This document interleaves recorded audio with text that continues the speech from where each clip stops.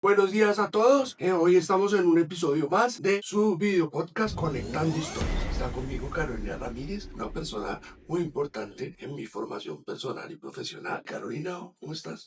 ¿Cómo estás, Juan Carlos? Me alegra mucho estar acá. Muchas gracias por la invitación. También para mí es muy especial estar acá porque, como tú dices, sé que puse una pequeña semilla en tu vida y me siento muy feliz hasta donde has logrado, lo que has llegado. Entonces, bueno, muchas gracias por esta invitación. Quiero contarles que pues nos conocimos cuando yo iniciaba mi carrera de Derecho, por allá en el año 2007, eso ya es historia de patria.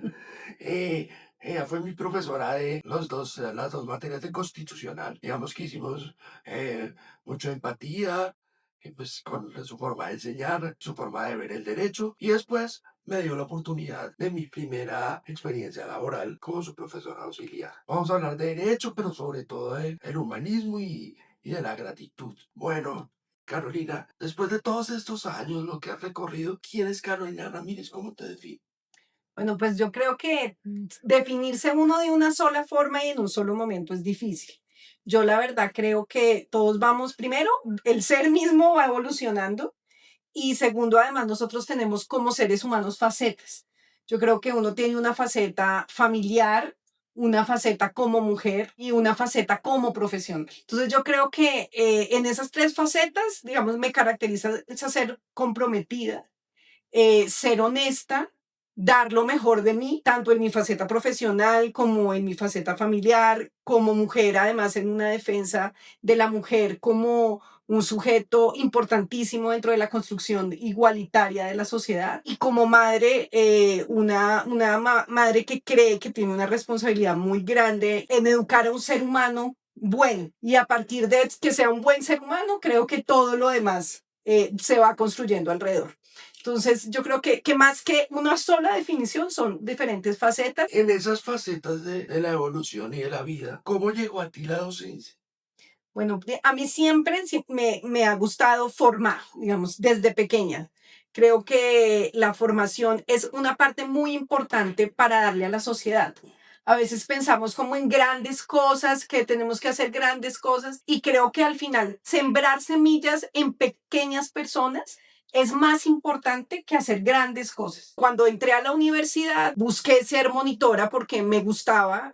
Luego empecé mi carrera como profesora auxiliar de la Universidad del Rosario y luego, desde hace ya muchos años, soy profesora titular y lo que siento es que es parte de una responsabilidad social. O sea, en el mundo estamos también para dejar huellas en otras personas. Y creo que otras personas han dejado huellas en nosotros. Yo también siempre me he sentido acompañada de un mentor y creo que yo también tengo la responsabilidad de ser mentor de unas nuevas generaciones. ¿Cuál crees tú que ha sido la transformación del tipo de estudiante que tú conociste cuando empezaste y el de ahora? Bueno, yo creo que definitivamente la pandemia lo cambió todo. Yo fui docente casi desde el 2000, sí, como 2004, 2005, desde que fui monitora, pero ya como profesora titular y auxiliar como entre el año 2005, 2006. Y el estudiante de esa época, pues era un estudiante mucho menos imbuido en las redes sociales, no había ni redes sociales, no había WhatsApp, todavía el Internet estaba muy incipiente, las bases de datos muy incipientes. Entonces era un estudiante que investigaba en biblioteca. Y el investigar en biblioteca hace que los estudiantes realmente tenían o el buen estudiante tenía un muy gusto por la lectura y por una lectura densa. O sea, por Sí. leer libros completos. Bueno, entonces, luego de la pandemia, creo que además no es solo la pandemia, sino las redes sociales y todo esto a la juventud le ha hecho como menos lectura y más mensajes rápidos. Y eso tiene sus cosas buenas y sus cosas malas. Las cosas buenas son es que hacen que el profesor tenga que ser más creativo en la forma de enseñar.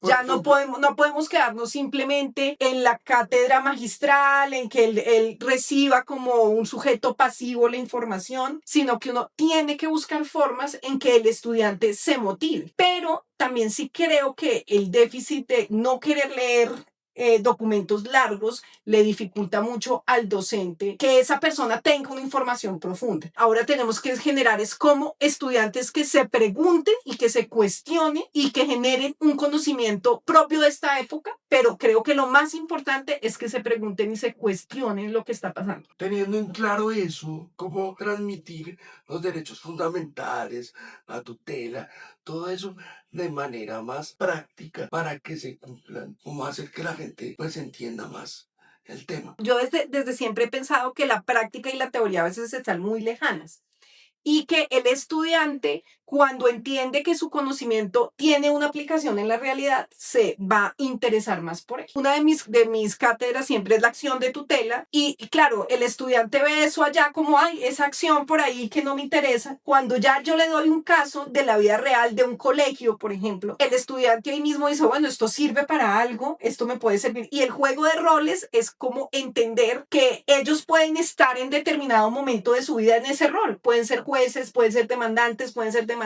y eso los ayuda a entender que lo que uno aprende tiene una aplicación práctica. En el tema de los derechos fundamentales, es decirles, mire, los derechos fundamentales están en el día a día. Están desde que yo voy a una entidad pública y me dicen que la respuesta no está y voy cada 15 días y nada, que la respuesta me la dan y no la dan. Ese es un derecho a petición. O cuando yo voy al servicio de salud y no me entregan un medicamento, tengo que pasar por no sé cuántos lugares para que me entreguen un medicamento. Entonces es entender que los derechos se viven y los derechos fundamentales son en el fondo la vivencia cotidiana del derecho. Toda la gente ve el derecho por allá, pero los derechos fundamentales unen la dignidad del ser humano con el día a día. Y al final lo que busca es que esa dignidad día a día sea posible. Te voy a confesar algo y a todos, aquí entre nos. Sí. Ahí es cuando, con tu explicación y con mi ejercicio profesional, estoy entendiendo lo que hablaban del deber ser y el ser. Sí. Nosotros de abogados hablamos de una cosa súper, Sí, que allá. es el deber ser, lo que tiene que ser y lo que es. En este caso, pues esa es la brecha de lo que tú hablas, de lo que debe ser en la realidad, de que se cumplan esos derechos y esas conquistas y esas libertades que tenemos todos los ciudadanos. En este orden de ideas, pues tú sabes que en este canal y en toda esta plataforma hablamos de discapacidad, diversidad e inclusión. ¿Qué es para ti como persona y como profesional estos conceptos? Como todos sabemos, ahora hablamos de la discapacidad no como un problema de la persona, sino de la sociedad. O sea, la sociedad, Social. exactamente, el enfoque social en donde es la sociedad la que debe garantizar que esa persona pueda desarrollarse con todas sus potencialidades. Pero yo además creo que la discapacidad es una forma de elegir vivir y de ver al otro como igual. Mi hija, ella las personas en situación de discapacidad no las ve como distintas, las ve como iguales, con unas, como ella misma, todos los seres humanos tenemos limitaciones, digamos, todos no somos buenos en los deportes, a todos nos cuesta algo más que al otro. Y puede pasar que en la vida las personas con discapacidad tienen un poquito más de dificultades de poder acceder a un servicio, pero eso no nos hace diferentes. Entonces, yo creo que lo primero es que no solamente debemos tener un enfoque jurídico, sino que los verdaderos cambios sociales se generan con las actitudes individuales de cada uno. Pero lo que tú dices, hay un tema del ser y del deber ser. Pero el deber ser, que es el derecho, sí tiene un papel importantísimo en el cambio social. Yo creo que sin la Corte Constitucional, lo que ha hecho la Corte Constitucional en estos años, nuestra sociedad todavía seguiría como en esa visión paternalista de la situación de la discapacidad o de considerar que esas personas deben ser restringidas en sus derechos. Entonces yo creo que la Corte Constitucional lo primero que hace es decir, miren, en realidad el problema no son ellos, el problema es la sociedad, que no los incluye, que les pone una cantidad de barreras para poder entrar. Y dentro de esas barreras, no solamente hay barreras estructurales, sino barreras educativas, barreras del lenguaje, barreras institucionales. Entonces, lo primero es que la Corte advierte que es una obligación del Estado quitar esas barreras para que esas personas puedan estar en la sociedad en las mismas condiciones o muy similares que las demás. Lo segundo, creo que la jurisprudencia ha hecho una función muy importante, sobre todo la jurisprudencia de la Corte, en advertir que de las cosas más pequeñas hasta las más grandes van a generar inclusión. Entonces, lo primero, el lenguaje. El lenguaje además crea una conciencia social y crea una conciencia dentro de los niños, por ejemplo. Si yo a un niño le hablo que esta persona tiene dificultades como tú tienes dificultades en las matemáticas, él tiene dificultad en poder caminar. Entonces, desde el lenguaje se construye sociedad. Lo segundo, en que en principio, si es posible, las personas en situación de discapacidad deben entrar en todos los sistemas, en el sistema educativo y en el sistema laboral, si les es posible, con los apoyos necesarios, que es también la teoría del apoyo, de los ajustes y el apoyo necesario. Tercero, estas personas no es que no tengan voluntad, que no tengan conciencia, sino que requieren ajustes razonables para poder estar en sociedad. Y también el discurso de que el Estado debe propender por garantizar unos ajustes razonables, tanto estructurales como institucionales, para que todos podamos vivir en sociedad en condiciones de igualdad. Y eso lo refuerza todo el tema del artículo 12 de la Convención de los Derechos de las Personas con Discapacidad, que es la capacidad jurídica, Sí.